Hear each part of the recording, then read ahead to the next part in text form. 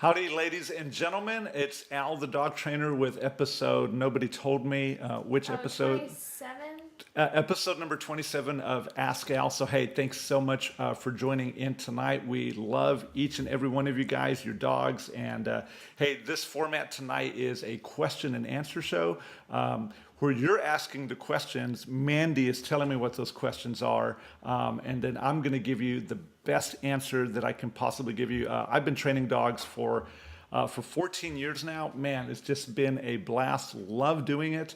But yeah, been taking questions. Well, been training dogs for 14 years now, and really have seen a lot of things. Made a ton of mistakes. Helped a ton of families with their dogs. Helped raise puppies. Helped raise sport dogs. Helped rehabilitate dogs with aggression and all sorts of things. So, hey, thanks so much for watching tonight. We appreciate each and every one of you guys. So I guess without further ado, we'll go into the very first question of the evening. And here, I'm going to pass the microphone over to Mandy there. Okay, the first question is when my doorbell rings, my dogs get into fights, and what can I do? So fighting is never anything that's easy to deal with. It can be pretty scary. I've actually been bitten by a dog before. If any of you guys ever see me in person, I've got a pretty good scar. No, I'm not flipping you guys off, but I got a pretty big scar right here across my finger where I actually was in a fight with a dog for a couple of minutes. I made some mistakes in that situation, but dog fighting definitely isn't any fun. And so what really causes dog fighting? Well, there's a lot of different reasons why dog fighting happens. In this particular case, most likely it's what's called redirected aggression. And so what happens is that the dogs get very, very excited, very, very adrenalized, and then when the dog can't necessarily get after the thing that's on the other side of the door, its brain goes a little haywire and it tells it to go after the dog or the individual that's closest to it, which generally might be another dog in the family. And then from there, it can escalate to get very, very ugly very, very quickly. The solution isn't all that tough of one, but I think the biggest obstacle that folks are going to face here in trying to do that is actually being prepared. And quite honestly, the solution for this problem is your dog is actually wearing a leash. I know that sounds really simple, but it's actually going to do a really, really great job. One thing that I want you to think of, since you have dogs that are fighting at the sound of the doorbell, is that we actually control that doorbell. So if you've got other family members, this is a really, really easy fix for you, because what you're intentionally going to do is you're going to have your dog wearing leashes inside the home for several weeks.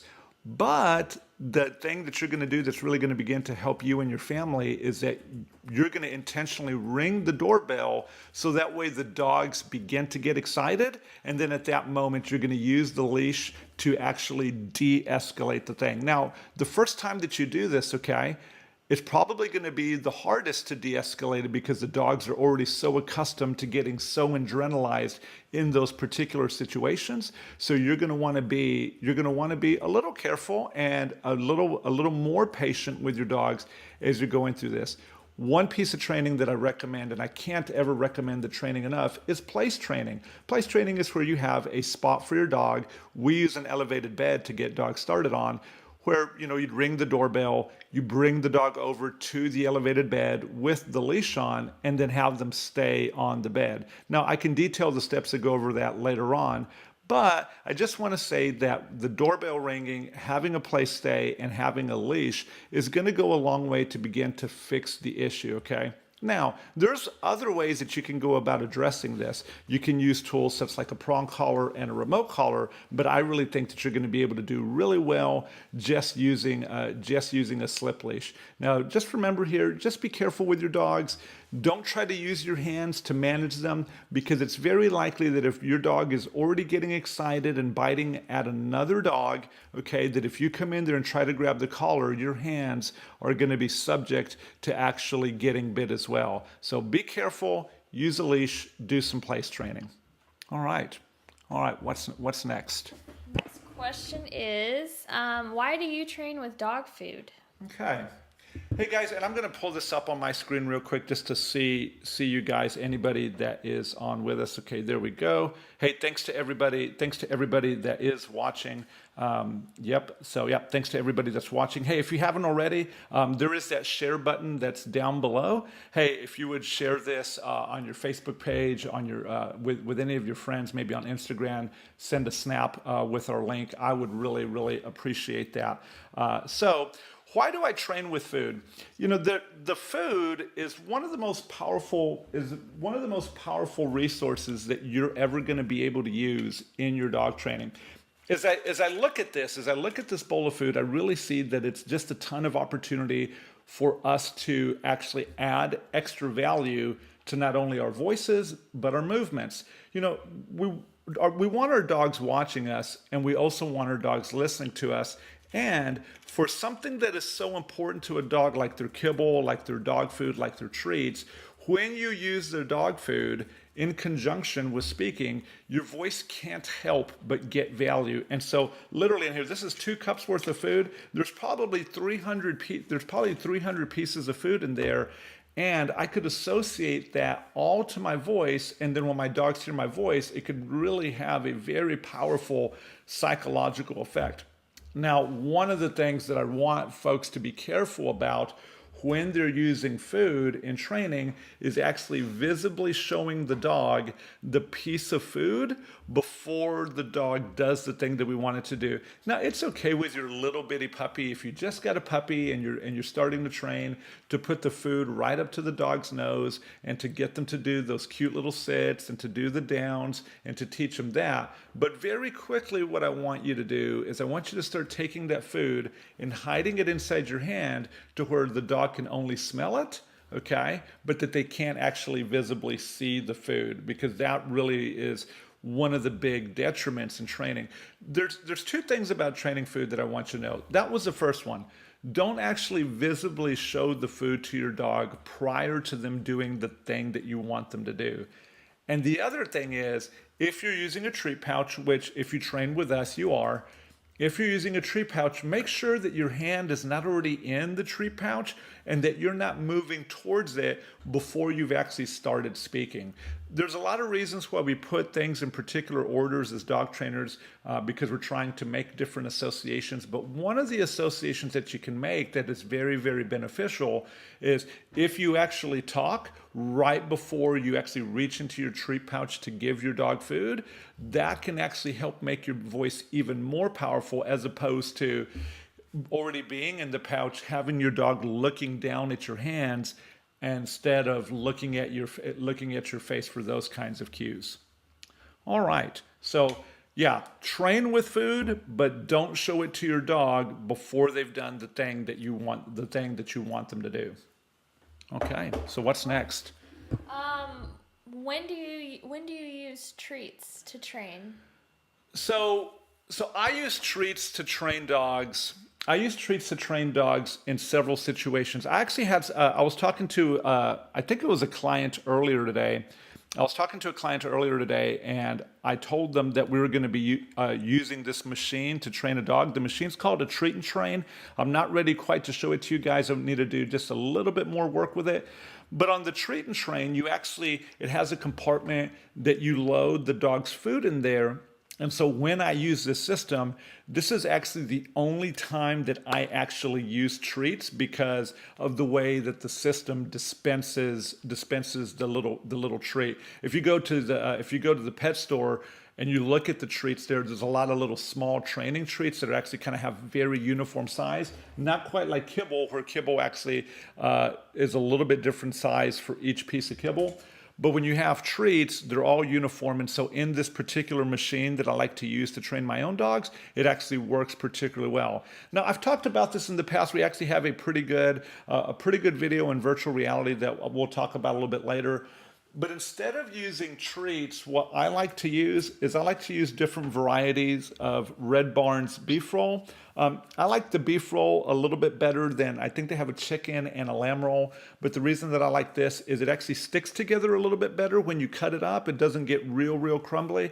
But instead of using treats, I use this dog food right here. I use the grain-free variety as well as the variety that does have grain. And I'll tell you, when my dogs actually see, like if I just walk in the door with this sealed like this, they're all over me to get it. Now, heck, I wasn't paid to say this. I'm just telling you the past few years as we've been using this, it really makes a big difference. And hey, if you guys are one of those folks that are training your dogs in the sport of Schutzhund, obviously it's not IPO anymore, it's now IGP. But if you're training in the sport of Schutzhund or IGP, if you're going to do tracking training, this is actually the food that I recommend to start the foundation for your dogs in tracking. So I don't use a lot of treats, like I said, but I do use them in the treat and train system. I prefer to use dog food and Red Barn's beef roll. All right. Cool. Yeah. Well, Marcus has a question. He says, we'd like to keep our dogs' leashes on at all times, but one of those dogs likes to grab and pull the other dog's leash. What can we do?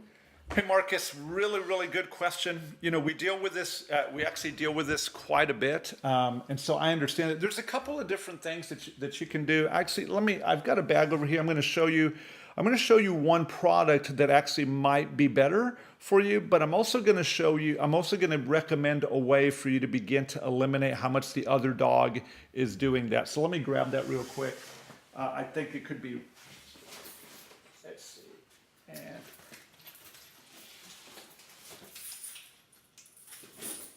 so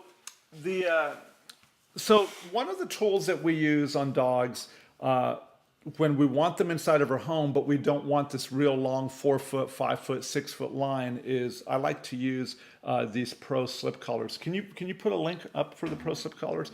Yeah, so I like to use these Pro slip collars because it's still a nice slip leash to be able to put on the dog. It does have that locking mechanism, and so then just depending on how big your dog is, you're still going to have a way to be able to get a handle, and you can attach your leash to that as well. So that's one piece of equipment that I use, but it's likely that the other dog is going to see this and begin to do that. Really what I recommend, and it's a little bit of lifestyle change, but I think it's going to be useful, is I like to do place training where I will have one dog on their place and I'll actually be playing tug with the other dog. And then if the other dog begins to come off, I really make them stay on their place. And then I make them start exchanging, because what I want to do is I want the dogs to play that tug game, which is what they're playing with each other, more with me than with each other. Now, something that if you're new to this, I haven't seen you before, Marcus. But one thing that I'll tell you that's different about the way that I raise dogs compared to most other people is between the ages of 4 months and 2 years old. For those 20 months, my dogs do not get to play with the other dogs in my pack. That doesn't mean that they don't live with them and they don't get to see them. Quite the contrary, they get to see them quite a bit on a regular basis every day. But, okay, all that play between 4 months and 24 months really belongs to me. I'm trying to develop very deep, meaningful relationships with those dogs. And that actually really goes a long way to helping me to cut off a lot of the silliness, like I was talking at the beginning of the show, knock off the silliness of fighting at the door, biting each other, playing too rough, not coming when called. A lot of those issues are fixed because I'm just putting so much time into the dog and really doing that. One philosophy that I learned a few years ago is I just don't get dogs for my dogs. I only get dogs for myself. So I think that's important. I think it's important to really want to develop that kind of relationship with our own dogs. But the Pro Slip Collar can help. Having a leash can help. But for me, to really solve this issue is a remote collar works particularly well, but that really means that you have a lot of training leading up to the point where you're going to use the remote collar, because the remote collar is really on the dog. There's really nothing to play with. And if you're doing remote collar the right way, that's going to go a long way to being able to help the dogs to be calmer inside of your household. respect you and value you a lot more. So that's really what I end up doing. So, hey, Andrea, thanks so much for the comment there. Hey, if you guys have just started watching this, there is that share button down below. It would mean so much to me if you guys would just take the time, share this with a friend, maybe a family member that could use the help. We do these live shows. We actually obviously just moved.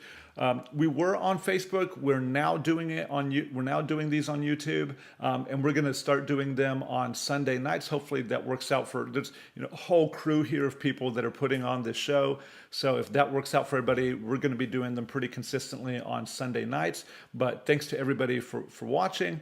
I was going to say something else, but it's just kind of that happened last time too. Yeah, my brain sometimes just doesn't remember everything that I want to say, but. Oh, here's what I wanted to say. And if you're watching this and you haven't subscribed to this channel, could you please subscribe to our channel? It would mean so much to me if you would subscribe. And we promise that we're only going to put out quality content to really help you with your dogs. We're going to be answering like any questions that you guys give, like Marcus just gave. If you have questions about things that we can do or things that you don't know about that you want us to teach you about, man, I can't wait to answer those questions. So please subscribe, please share, please give us a thumbs up. Nobody likes us yet, man. Like, what the hell, guys? Come on, at least somebody has to. Just because they don't press the thumb. Yeah, you got to press the thumb, guys. You got to press the thumbs up button to tell us that you like us, because otherwise we're just kind of sitting here, kind of sad. Like, does anybody really like Mandy or me? I'm like, I don't know. I'm pretty easy to like. I feel insecure. We're like, don't worry. No, I know. They're here, aren't they? Mm-hmm. Yeah. And there's not a link for the slip collar. I thought we had one. For the pro slip collar. Isn't it on Facebook that we have a link for it? Yeah, but I can't share that. So you can't share that. I thought there was a way to share the link right there. I mean, I did share, but it doesn't give me the option to copy the Oh, I see. Even if you hit more options on there, it doesn't come up. See where it says more options, and there where it says copy. Will that button work? We'll see. Probably. Oh, jeez. I meant thank you. Yeah. Oh, yeah. Yeah. See, you see the abuse that I got to put up with, guys. You see the abuse, man. Here's the link for the slip collar going. Yeah. There we go. There was a link. It is on Facebook though. Hopefully you have Facebook. Yeah. So Marcus, there you tried to like you. So you don't like me, Maria? Maria, I always knew that you didn't like me so much. I wonder how can you. Like, you tried to like me, like you hit the button and does it not do anything? Or does it say like, no, you cannot like Al? Or, I don't know, man. Yeah, I'm going to try to like it. Look, I can like it. Al, like, I liked my own video, which is like totally taboo. You're not supposed to do that. So, sure, okay. It's fine. Yeah, It's just a test. Yeah, I can unlike it if you guys really want me to. Okay, yeah. So hey, what's next, Mandy? Come on. So when do you train with the prong collar? Yeah, this is a really good question. Prong collars are one of these controversial tools that when people see them, they avoid them. They think a lot of things. There's quite a bit of nastiness in the dog training community about prong collars. If you just got a dog and you've never trained a dog before, I don't recommend going and getting a prong collar without really quite a bit of education about what they do. But I'll tell you this, it's been my experience over these past 14 years, and now that we're using this particular brand of prong collars, I have never actually seen an injury with a prong collar. Now, no, I'm not a veterinarian, but we do see lots and lots of dogs. I have seen cases on social media where dogs are wearing these, and they just keep wearing them. Like, the negligent people never, ever, ever take the prong collar off of the dog.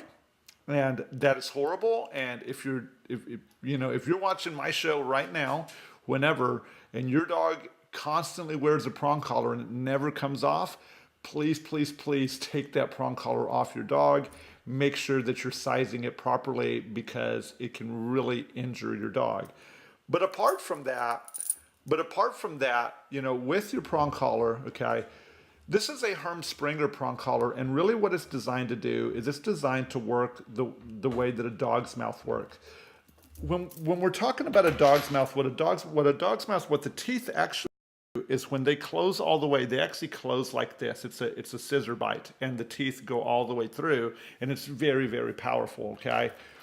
When you actually use a prong collar on a dog, okay, it cannot close all the way because of the limitation that the chain on the top puts. Now, if you're going to buy a prong collar, I'm going to do this video really soon, like I think this week. When you go buy a prong collar, you need to take a look at the tips of the prong collar. This is a Herm Sprenger. If the tips are not rounded, I do not recommend using that prong collar because you can scrape and you can cut your dog with that prong collar. You really can't do that with one of these. So the question was, when do I use them? Okay, I'm going to tell you when I use them, and I'm going to give you a little bit more detail. I use them when I put a slip leash on a dog, which looks a lot like this. When I put a slip leash on a dog and I begin to move the dog around, and I notice that the dog is resisting the slip leash quite a bit as I try to give them guidance with it, and they keep resisting, and then maybe when I'm setting boundaries that I use the tool and the dog can't figure out that that's where I'm putting the boundary, I probably won't continue using the slip leash for very long, because even though it looks like a gentle tool, it can actually be very, very powerful. And two more things. It doesn't actually do a good job of making dogs uncomfortable, which sounds kind of strange, but it will injure them. We actually want some of our training tools to make dogs uncomfortable, but we don't want those tools to ever injure the dog. Being uncomfortable is a very normal emotion. Nobody likes feeling discomfort, but when you sense discomfort, you tend to move away from the things that create it.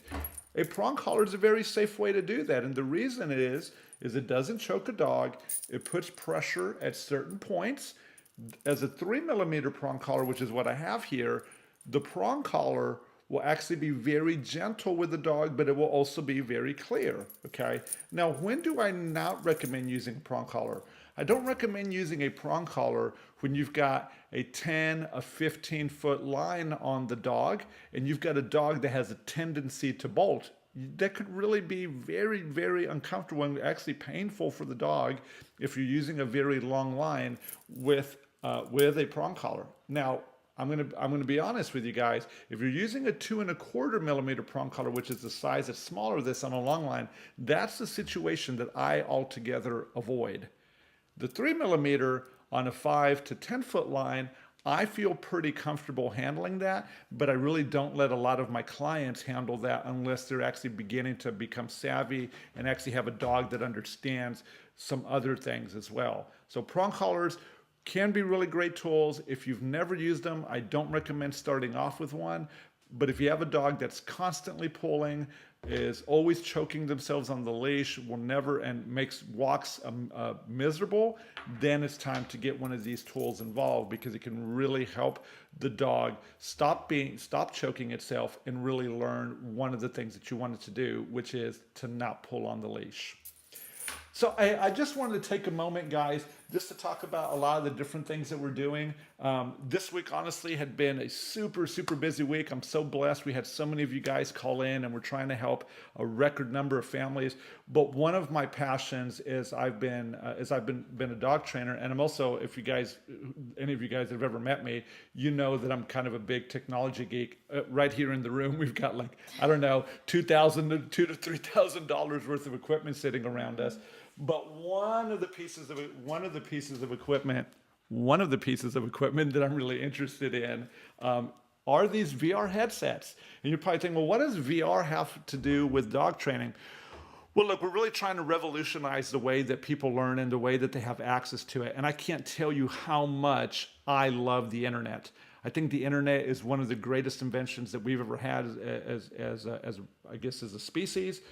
But what actually is happening right now is inside of your VR headset, like this Oculus Go, you can actually get a private one-on-one training session with me, and it looks so realistic. It's actually kind of hard to tell. It's actually kind of hard to tell the difference. I've been working really hard for several months to kind of figure out how to film because I'm not a filmmaker, but I've been working very hard to actually figure out how to use a VR camera that I have that's pretty high-end camera, really getting the audio right, really getting the lighting right, and I think I finally found the recipe for it. So you should go get you an Oculus Go if you're looking for a way to actually learn more about dog training. And maybe if you can't necessarily afford the cost of having me come out and coach you, this is really a great way that you can go about getting those lessons that you need. One of the things that I want to promise everybody that's watching this right now is that if you're needing help and you have a VR headset, you tell me what it is that you want to see. I'll create content around that and virtually show you. I've got 5 or 6 videos that are already in my head that I want to share with all of you guys. And obviously that's here on my YouTube channel. I have a playlist on virtual reality videos that now should start getting quite good because I finally figured out how to get the camera going right. But now that we've got it going, I want you guys to be able to have access to this free dog training. In the very near future, we actually have an application on the Amazon Echo. And one of the cool things that I'm really looking forward to is that you're going to be able to ask your virtual reality headset that has the artificial intelligence on there a question, and you're immediately going to get the answer for free. So how cool is that? Well, anyway, if you don't already have one of these, I really do recommend the Oculus Go. If you also have an Amazon Echo, make sure you look us up on the skill store. Just type in Longoria House and you can find our 2 very awesome skills there. One of them in the very near future is going to get you access to all of our virtual reality dog training in a very, very cool way. All right, so I'm going to take a sip of water. Mandy, what's next? Someone wants to know, how do you train with a clicker? So, How do you train with a clicker, Al? Very easily, Mandy. So, I actually like clicker training. Yeah, a number of years ago, I actually was turned on to a couple of different trainers, and I'm trying to remember which trainer really used clickers. Anyway, the clickers are really a very, very powerful tool. Love the tool, love what it can do. But very simply, okay, the clicker is based on Pavlov's dog. So in Pavlov's dog, you guys have heard this before, you ring the bell and then the dog gets the food and you keep doing that. And then eventually the dog, when it hears the bell, it begins to salivate. As a matter of fact, this was really interesting. The other day, I was actually going through conditioning a dog for this thing. And when I said the word good, which I was conditioning using Pavlov's dog's the method, I said good, and a big old slobber came right out of the dog's face. It was absolutely hilarious. And my client said, "Are we doing Pavlov's dog right now?" I'm like, "Yeah, we sure are." I'm like, so, the clicker works the same way. You don't absolutely have to use a clicker. Okay, you can use your voice, and there's a lot of advantages. There's a lot of advantages to both. To one, using your voice, because you pretty much always have it with you. But there is another advantage to using a clicker. And I want you to experience the advantage of a clicker. It's going to be very subtle, but I just want to show it to you. Here's the advantage of a clicker.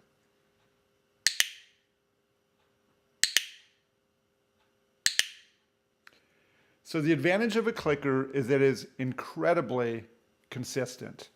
Each and every time that you click it, it's going to sound exactly the same. But, okay, you can also use your voice. But one of the things that I see that my clients, I probably do it as well, is that we'll use a word like good. And what I see that happens is people will be like, good, good, good. They'll do different things with their voice. And not to say that a dog isn't that smart, because, man, they're pretty wicked smart. But if you change the inflection of your voice, it actually can change the meaning of the sound a little bit to the dog, okay? So using a clicker in your training can really clarify exactly what it is that you want to intend to say to your dog, okay? Now, this doesn't come without warning. I will tell you, and I guess that's probably the next question that Mandy has. Wasn't the next question? Yeah, when do you when shouldn't you train with the clicker? Okay, so so when how do you train with the clicker? Very, very simply. Let me answer that first. How do you train with the clicker? It's pretty simple. I'm going to show you right now, but it's a two-part thing. Okay, hide the food to where it's not visible, and all you're going to do is you're going to click, and then you're going to feed the dog. Click, and then feed. What I don't want you to do, and notice how subtle the difference is. I don't want you to do that. I don't want you to be offering the food at the same moment you click. You got to click and then feed. Click and then feed. And if the food is not in your hand, let's say that the food is in one of your pockets or it's in a treat pouch behind your back, make sure that you don't move back while you're clicking, because if you do that, it's actually going to mess up the conditioning in the beginning a little bit. It's going to work against you. So what I recommend is, have your hand neutrally by your side, you click, and then you reach in, and that's actually going to condition the clicker much, much better. So what's this next question again? When shouldn't you train with the clicker? Okay, so here's a couple of things that I want you. I'm sorry, that wasn't the question. Is why shouldn't you train with the clicker? So why shouldn't you Yes. train with a clicker? Yes. Okay. Sorry. So why shouldn't you train with a clicker? The main reason that you shouldn't train with a clicker is that you're not very coordinated. If you actually have a hard time getting each of the individual steps right when you're training your dog, then you want to avoid training with a clicker, because here's why. Each and every time that you click, if it's been conditioned properly, it's going to tell the dog that the information leading up to that moment is what I want you to remember. But if you're fundamentally making mistakes on the way you're communicating to the dog, like as much as like when you say your voice command, and then also if you're clicking and the dog hasn't done the thing that you want it to do, then you actually could be sending the wrong information to the dog. The clicker is a precision tool. It is not a general tool. It's very, very precise. And so clicking when your timing is bad can really hurt you. Let me give you just one common scenario that I see where people mess up clicker training. You'll say your voice command. Let's say that you're going to get your dog to sit, okay? So you're walking along with your dog, and you say sit because you see another dog, and that's how you want your dog to handle it. Your dog doesn't immediately sit, and then you begin to use your leash to get your dog to sit. Maybe you even push the dog's butt. And then your dog actually finally gets it right, and at the moment to get it right, you click, and then you give your food. And then in your head, you say, oh, the dog actually is understanding the word sit. But if the word sit was more than a second and a half, more than 3 seconds, maybe even more than 5 seconds away from the time you clicked, it actually didn't make that good of an association, okay? And even worse, let's just say that you said sit 3 times leading up to the moment that you actually do click, and all that happened in a second and a half. Now the command is actually sit, sit, sit. The command would not be the one individual word sit. So I don't like to use a clicker if my technique, or if I don't feel that the dog is really in rhythm with me, because it can really begin to throw things off, and you can actually give the dog wrong information. Now, I did just think about one more thing. And the thing that I thought, let's just say that you are actually training your dog to actually not be so reactive with other dogs, and you have a clicker. So your dog sees the other dog, then it pulls on the leash, but you know that when you click, your dog will turn around and come back and get food from you. So if your dog sees a dog, it pulls on the leash and you click, and yes, that does get the dog back to you. It actually rewards the dog for pulling on the leash, and you're going to get more leash pulling if you actually do that. So that's one situation that I don't want to use a clicker, especially when I'm trying to do that. I use it a lot in just creating the general basic obedience in the beginning to help the dog understand the different skills when I'm teaching, but I actually don't use it a lot when I am practicing in real world scenarios. I actually like to use my voice quite a bit more. All right, what's next up? How can my dog become a trick dog? Okay, so trick dogs. It's actually not all that. It's actually not all that difficult. You know what, Mandy? Do me a favor. Do a Google search for AKC trick dog. So there's different levels, okay, and I'm gonna embarrass myself here a little bit. I can only remember like the very basic level right now. There's actually I think 5 levels of trick dog. Okay, I know that there's a novice, and I believe it's novice, intermediate, advanced. Yeah, so novice, intermediate, advanced, performer, and elite performer. Okay. So the way that you do actually get your dog to become a trick dog, there's actually 2 routes to going that. Route number one, first, get your dog's canine good citizen.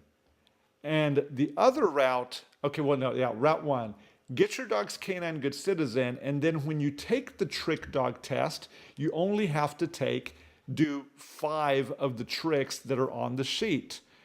But if you don't do the canine good citizen, then your dog has to do 10 of the tricks that are on the sheet. Okay, cool. Mandy put that up on the screen for you guys. So take a look at that link right there for trick dog. You're going to see the different levels. And I got to tell you this, guys, if you look at the trick dog novice checklist, you actually get to have food in your hand the entire time that you're doing that. Now, I don't know about you guys, but any test that allows me to have food in my hand the entire time to create the trick is a great way to be able to get the dog started in some of the different tricks. Gabby, not too long ago, she's been able to do these tricks for a while, but we went through when we got our novice trick dog, but we're going to start working on what's the next level, Mandy? It was the intermediate? Yes. Start working on the intermediate level of the trick dog. So, hey, that's one really good way to go to, getting your dog to become a trick dog. Some of those skills are super, super simple. And yes, if you're in Houston and your dog is ready to do any of those tricks, you don't necessarily need to have a class. I'd be happy to come out and evaluate your dog for its trick dog. If you want to learn, please send us a message and we'd be happy to show you how to get your dog through those tricks. Now, I'm going to go just kind of off a little tangent here because at the beginning I mentioned that there's 2 pathways to the trick dog. You get your canine good citizen first, and then you get to pick 5 of the tricks on the novice trick dog, or you get to take 10 if you don't have your canine good citizen. Well, we have a class that's actually starting this coming Saturday here in Crosby, and the class still has 1 open slot left, okay, to get your dog's canine good citizen. This class is going to be fantastic. It's going to cover those 10 things that your dog needs to be able to do to be able to pass that. Things like handling distractions, things like supervised separation, things like walking on a slack leash, things like having a stranger come and check your dog's paws in your grooming. If you've already got some good basic obedience, then it's probably time to start looking at the canine good citizen test to see if hey, is my dog really up to snuff? This is going to be a 5-week course. We're really going to be hitting it hard for the first 4 weeks, and then the last week is when we're going to take the test. Now, if you think that your dog is already up to snuff and you don't need the test or you don't need the class, heck, I would love to see you on test day. Yeah, let me actually grab the date for test day real quick. So test day is going to be, let's see. Yeah, go and post a link for that if you don't mind. It looks like test day for the Canine Good Citizen is Saturday, March the 2nd here in Crosby at Crosby Park. I will be testing people that day. I'll be testing all the students from the class, which we have 1 more spot for, but we're also going to be testing anybody else that wants to be able to come out. I believe the fee for a test, it's like maybe $20, maybe $15. I don't know exactly off the top of my head, but really affordable. Great way to come out and to really show your dog stuff. Let me put this back up. Okay.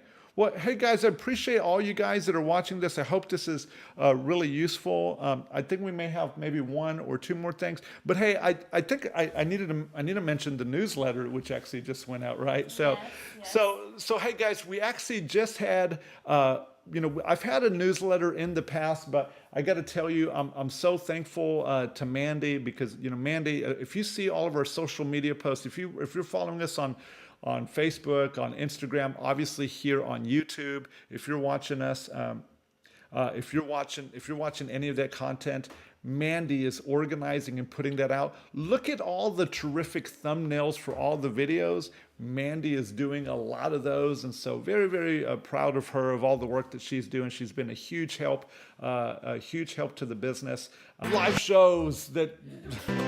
All right, hey everybody, welcome back to episode 27.2 of Ask Al. Guys, we're eventually gonna get the test. Which camera am I on, Jade? Well, okay, it's good. Sometimes I don't know which camera to look at. So anyway, we're trying to get the monitor thing figured out. We're actually flying blind without a monitor today, so I've just been guessing which. Get us there. We go. Hey guys, welcome back to episode 26. I don't know, 26.1, 0.2, 0.3, take 3. Yeah, so hey Robert, I am gonna answer your question, man. I hope you're still there. If you're not, you can watch this later on, bro. So here's what I'm just talking. Mandy did just such a fantastic job getting Al's Canine Chronicle just rebranded. We just actually had our volume 1 come out today. So in there are all of our top tricks, all of our top tips. There you go. Thank you. All of our top tips from the month, the stuff that you guys found most useful. But to kind of sweeten the deal a little bit, what I've done is at the very bottom of that newsletter, we're going to have a monthly winner. This month's winner, okay, is getting a $50 Chewy gift certificate courtesy of me. Okay. So yeah, you get this super awesome deal on food. Okay. No, Robert, we've already got it figured out, man. It's just complicated, bro. That's it. It's just complicated. Like we've got, I think we found the issue. The issue is this old iPhone 6 Plus. It just can't hack it. It just can't hack it. So Robert, I appreciate it, but yes, you're welcome to come by my house, man. Love to see you. But I think we're gonna get it figured out, bro. But look, anyway, Al's Canine Chronicle. Yeah, please sign up. If you do, we're gonna make it worth your while. We've got the gift certificate to Chewy if you're this month's winner. Now, I'm not gonna say this month's winner because you have to actually go to the newsletter, read the newsletter to find out that you won. So hey, one of somebody that's on the list, and I like these folks, man. I'm actually pretty happy that they won. But hey, you got to let me know that you won so you can claim your prize.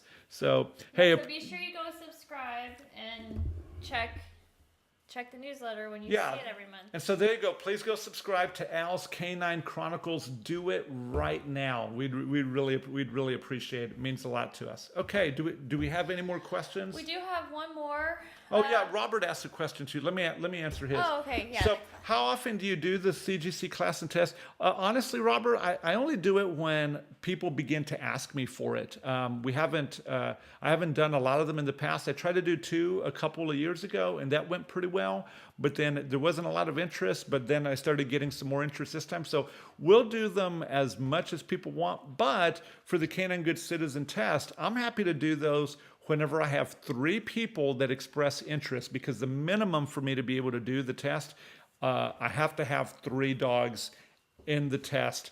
And I think I talked to another evaluator about a year ago, and the evaluator said that you only need 1 person taking the test, but you have to have 2 other dogs present at the test to be able to test the dogs correctly. So anyway.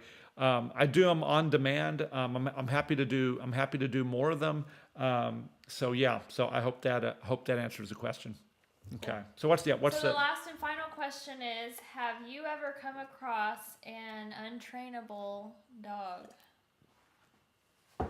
Yes, I have. Yeah, thank you. Let me clean my. There we go. Clean my whiskers there. So, have I ever come across an untrainable dog? I have. There's just one dog that's kind of in my memory. I'm not going to name the breed because I just don't think that it's very fair to the breed for me to say that. I actually love the breed quite a bit. It's not a German Shepherd. I'll put that much because you guys know that's my breed. For those of y'all that know me. But man, this dog, man, just really very difficult. Man, the owner was the nicest guy. Had done everything that he possibly could, but man, the aggression on that dog was through the roof. And I actually recommended this gentleman go seek out a couple of guys in the country that are really really good at rehabbing those types of dogs. But like I'm not gonna, I'm not trying to brag or anything. I do a pretty good job. I do a pretty good job of dealing with aggressive dogs and helping families get through them. But this dog, muzzle, counter conditioning, remote collar training, pressure training, obedience training, all sorts of different types of things to really help the dog to be able to be safe was difficult. The really curious thing to me about this dog is that inside the home with small children, no problem. But once the dog got into public, you couldn't walk down the street without this dog trying to just bite any random person. And so the guy was really pretty worried about the dog. We went through a lot of training with him. We did make some progress with the dog, but I just never really felt with that dog that he did that. Now, I'm just going to tell you, that's it. Like I've been doing this now for 9 years. I have a grand total of one dog that I thought was untrainable. I don't know the number, but it's definitely it's probably close to 1,000 by now. The thousands of dogs that we've helped over the past decade. And so to say that in that time, in my experience, and we've stayed pretty busy, in my experience, to run across one dog that's untrainable, that's saying a lot about the species. The dogs are fantastic. Yeah, they have their issues. They have things that are going on. But I'm going to tell you this. This is something that I've learned and really started trying to apply more in my life because of one of my mentors. Is everything in the world is my fault. Like if you have a dog and you have a problem dog, it's not your dog's fault. It's your fault. And if you begin to take that attitude with your dog that everything is actually your fault and not the dog's, it's really going to it's going to empower you to be able to make the changes that you need. If you say like, hey, this is the problem for me to solve, the knowledge is out here. The knowledge is here. We're happy to help. I'm happy to do whatever it takes to help you have the knowledge to train what you might perceive as a difficult dog. I can't tell you, and I'm definitely not trying to brag, but I walk into homes and people are like, man, what it took you 20 minutes to do took me like 6 months. And so once you actually know what you're doing, and then things just start getting easy because the species is just so incredible. And I don't care if it's a Chihuahua, I don't care if it's a German Shepherd, if it's a Great Dane, or any other breed or whatever it is. Dogs are very trainable creatures. Put it on yourself to get educated and to understand how to communicate with them. And I think that you and your dog, you can succeed. There is a way, and heck, I know that I am ready to help you in any way that I can. Well, hey guys, I think that's probably the end of the show. We appreciate each and every one of you. If you haven't already, please be sure to subscribe to our channel, hit that notification bell. We've got a ton of great videos coming out to you guys this week. So thanks again. Appreciate you. Love you very much. Have a good night. Thanks a lot. Bye.